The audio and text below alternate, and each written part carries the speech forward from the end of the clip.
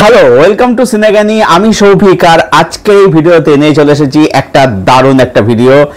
আমার একটা personal experience তোমাদের সাথে শেয়ার করছি। হ্যাঁ, তোমরা বুঝেই গেছো যে আমি কি নিয়ে কথা বলতে চাই, টাইটেল দেখে বুঝে গেছে। আর প্লাস আমি পোস্টের মধ্যে আমি সেটা নিয়ে লিখেওছি।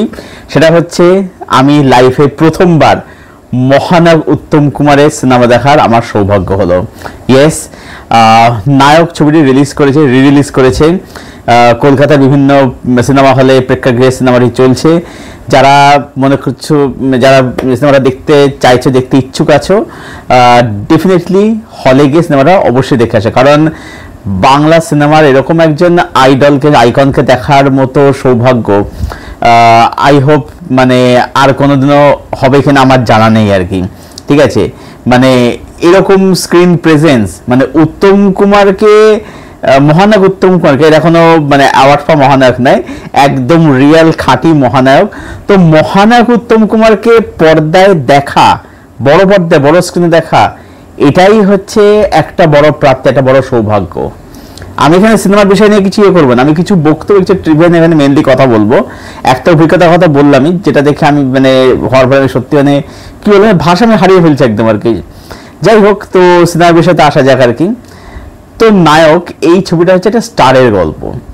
এবারে স্টারের গল্প দুরকম দেখে থাকি আমরা। এক হচ্ছে যে একটা স্ট্রাগলিং একজন ছেলে, সেগুলো স্টার হয়ে উঠছে। আর এটা হচ্ছে একজন এস্টাবলিশ স্টার, সে কিভাবে নিজের স্টারডামকে মেনটেন করছে। এবার যদি ক্যারেক্টার দেখো, অরিন্দম মুখার্জি, অ্যাকচুয়ালি ক্যারেক্টার কিন্তু উত্তম কুমার নিজেই। কারণ উত্তম কুমার তিনি কিন্তু রিয়েল লাইফে ঠিক এরকমই একজন পার্সোনাল মানুষ ছিলেন, যিনি এই রাজনীতির মধ্যে জড়িয়ে পড়া, রাজনৈতিক মিছিলে হাঁটা, বক্তৃতা, এগুলো তিনি কিন্তু থাকতেন না। তিনি কিন্তু স্টারডামকে ভীষণভাবে মেনটেন করতেন। ঠিক আছে, খুব মানে বলা যেতে পারে যে রিজার্ভ ঠিক বলবো না, কিন্তু তিনি স্টারডামকে প্রচন্ড মেনটেন করতেন আর কি। ঠিক আছে, সেই জিনিসটা দেখাচ্ছে সিনেমার মধ্যে আর কি, যে পার্সেন্টেজ এরকমই আর কি। আচ্ছা, এবার দ্বিতীয়ত হচ্ছে যে আমরা ভাবি যে স্টাররাই যে এত টাকা কামাচ্ছে, তাদের এত ফেম, এত খ্যাতি, হ্যান ত্যান, কিন্তু সত্যিটা এখানে কিন্তু তাদের ভিতরে যে হিউম্যান সাইড, সেটা কিন্তু দেখাচ্ছে যে অ্যাকচুয়ালি স্টারেরাও যে জিনিসটা মানুষ। অ্যাকচুয়ালি আমাদের এখানে কি, আমাদের এখানে হচ্ছে যে এই এখন বর্তমানে যে হিরো ওয়ার্শিপিং নিয়ে কথা বলি, এই ছবিটাও কিন্তু এই স্টার ওয়ার্শিপিং, হিরো ওয়ার্শিপিং নিয়ে কিন্তু এই ছবিটা কিন্তু সেই সময় দাঁড়িয়ে 96 ছবিটা কিন্তু কথা বলেছে, আজ থেকে প্রায় 60 বছর আগে। ঠিক আছে, সেটা নিয়ে আমরা আজও কথা বলছি, স্টার ওয়ার্শিপিং, হিরো ওয়ার্শিপিং নিয়ে আর কি। তো এবার ব্যাপারটা কি হয়, আমরা নিজের কিন্তু বাবল না থাকি, আমরা যে স্টাররা হয়তো খুব ভালো মানে হ্যাপি লাইফ কাটাচ্ছে, হ্যান ত্যান, কিন্তু দিনের শেষে তারা কিন্তু হ্যাপি কিন্তু অ্যাকচুয়ালি নয়। কেন হবে না, তাদের মধ্যে নানা রকম কিন্তু ইনসিডেন্ট চিন্তার মধ্যে কাজ করে, যে এই যে আমার যে স্টার্ট হয়ে যে খ্যাতি, এটা আমি সারা জীবন ধরে রাখতে পারবো কিনা, মানুষ আমাকে ভালোবাসবে কিনা, এবং এই খ্যাতির জন্য, জনপ্রিয়তার জন্যে আমি কিরকম স্ক্রিপ্ট সিলেক্ট করব। কারণ হচ্ছে যে একজন দর্শক চায় তাকে একদম হিরোভাবে দেখতে, যেটা আমরা এখনকার অনেক হিরো দেখতে পাই, কিন্তু সেটা করতে না সময় কী হচ্ছে, খারাপ স্ক্রিপ্ট সিলেক্ট হয়ে যাচ্ছে। তখন আবার কি হচ্ছে, যারা ফিল্ম ক্রিটিক, মানে তাদের মধ্যে আজকাল অনেকেই তো সোকাল ক্রিটিক রয়েছে, তো তারা আবার কীভাবে জিনিসটাকে নেবে, তারা সিনেমাটা যদি ধুয়ে দেয়, ব্যাশ করে দেয়, তখন সেখানে আমি একটা ব্যাকক্ল্যাশ খাবো আর কি। তো এই যে ব্যাপারের দ্বন্দ্বগুলো, সেগুলো তাদের মধ্যে চলতে থাকে আর কি।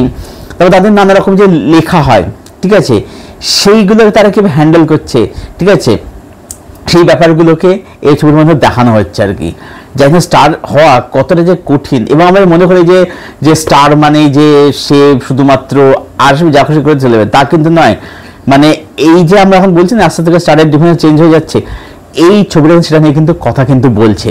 ঠিক আছে, মানে সেই সময় কথা বলেছিল আর কি, যে অ্যাকচুয়ালি স্টার বলতে যেটা বুঝি, সেটা কিন্তু সেই ধরনের সব দিন কিন্তু থাকবে না, এই ডেফিনেশন কিন্তু একটা সময় কিন্তু চেঞ্জ হয়ে যাবে।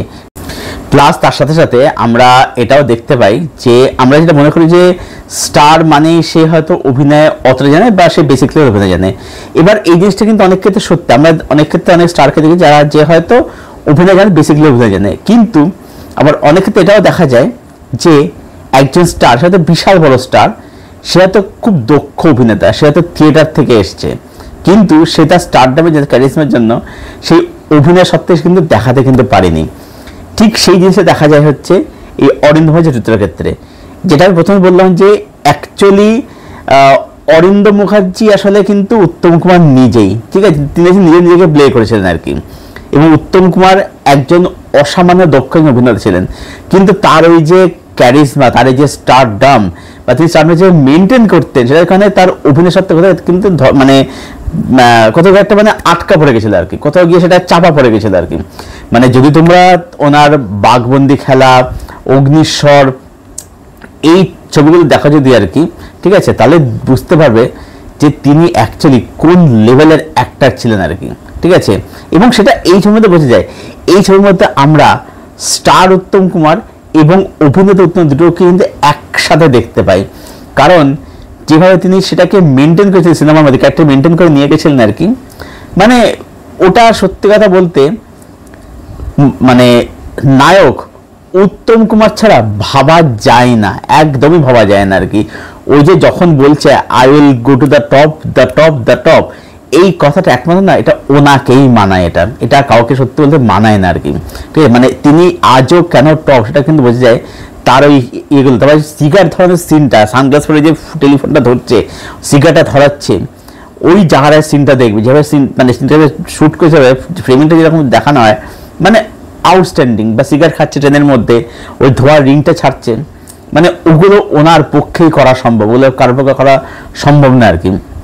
ঠিক সেই কারণেই যখন সৌমিত্র চ্যাটার্জি তিনি বলেছিলেন যে আপনি নায়ক আমার এখানে করলেন না, তখন উত্তম সত্যি বলেছিলেন যে তুমি কি উত্তম, তখন এটাই ছিল ব্যাপার। কারণ সত্যজিৎ রায় নিজের ইচ্ছে ছিল যে তিনি উত্তম কুমার সিনেমা করবেন। অ্যাকচুয়ালি সত্যজিৎ রায় যখন সিনেমা করতে শুরু করেন, তখন উত্তম কুমার কিন্তু অলরেডি একজন এস্টাবলিশড স্টার, ঠিক আছে। সত্যি স্বপ্ন ছিল উত্তম কুমারের সিনেমা করা। দুটো সিনেমা করেছিলেন, চিড়িয়াখানা এবং নায়ক। তো দুটোই মানে সমালোচিত, মানে প্রচন্ড প্রশংসিত, সমালোচিত প্রশংসিত হয়েছিল আর কি।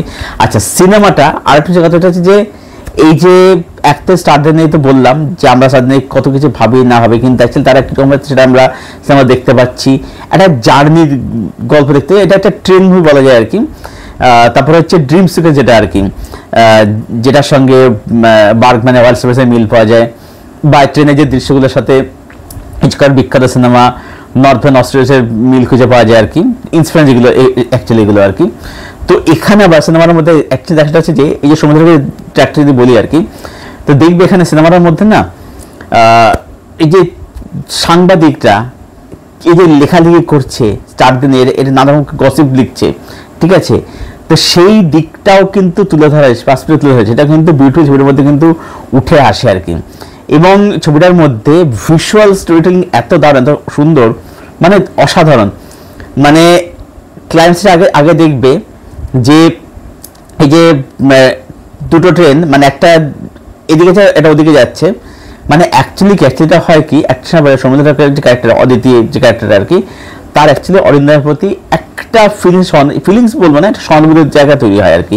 এবং অরিন্দম থেকে, কারণ অ্যাকচুয়ালি কি হয়, স্টার হলো একটা গ্ল্যামার থাকলেও রিয়েল লাইফে কিন্তু মানে এরা যে একা, সেটা কিন্তু সেটা ফিল করা যায়।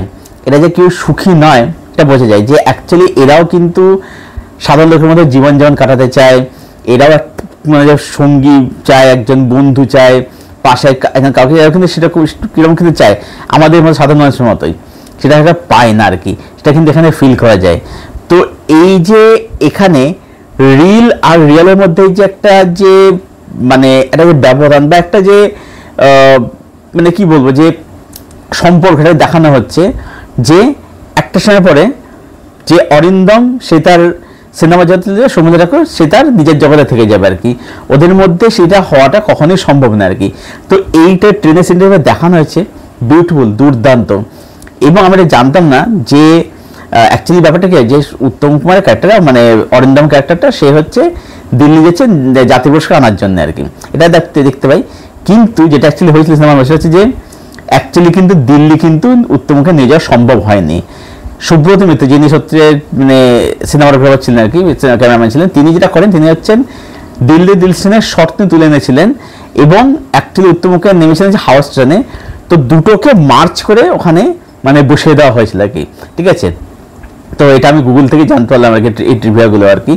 এবং অ্যাকচুয়ালি সত্যি যখন নায়কের স্ক্রিপ্ট লিখেছিলেন দার্জিলিং নায়কের গল্প চিত্রনাট্য লিখেছিলেন আর কি, তখন উনি কাজ করেছে কাঞ্চনজঙ্ঘার। তো কাঞ্চনজঙ্ঘার শুটিং শেষ করে তিনি তখন হচ্ছে এই নায়কের স্ক্রিপ্টে হাত দেন আর কি। এবং অবশ্যই যেটা একটু বললাম যে সত্যিটা কিন্তু অ্যাকচুয়ালি উত্তম কুমারকে ছাড়া কিন্তু ভাবতে পারেন না। এবং উত্তম সেটা নাকি শরীর খারাপ ছিল, তার বসন্ত রোগ হয়েছিল আগের সময় আর কি। এখানে দেখবে গালে একটু দাগ দেখা যায় আর কি। তো উনি কিন্তু উত্তমকে উইথ মেকআপ প্রেজেন্ট কিন্তু করেছিলেন আর কি। উত্তমকে ভাবতে নিয়ে যে সত্যি নাকি এইভাবে প্রেজেন্ট করবে আর কি। উত্তম কুমার নাকি এসেই নাকি মেকআপ ছেড়ে বসে পড়েছেন আর কি এসেই, যেটা আমাদের অভ্যাস আর কি। কারণ একজন স্টার, একজন আইকনের আইডল একজন আর কি, সত্যি বলেছেন না তুমি এইভাবে এই লুকে তুমি অভিনয় করবে আর কি। এবং উত্তম করেছে উত্তম কুমার, তার মেকআপের দরকার পড়ে না। তো বাকিটা তো ইতিহাস আর কি। এটাই মানে পুরো ভিডিও আর কি আমার এই নায়ক পুরো সিনেমাকে নিয়ে আর কি। তো তোমরা এবারে কমেন্ট করে জানাও যে তোমাদের কি এক্সপিরিয়েন্স, যারা সিনেমা দেখে এসছো, যারা দেখেছো অবশ্যই কমেন্ট করে জানাও। আর এই ভিডিওটাকে অবশ্যই লাইক করে দাও, শেয়ার করে দাও এবং চ্যানেলটাকে প্লিজ অবশ্যই সাবস্ক্রাইব করে দাও। 650 একদম দোরগোড়ায় রয়েছি, তো প্লিজ সাবস্ক্রাইব করে দাও প্লিজ। যাই হোক, তো ভিডিওটা এখানে শেষ করছি। দেখা হচ্ছে পরক্ষণ ভিডিওতে, ততক্ষণের জন্য tata, bye bye and be safe.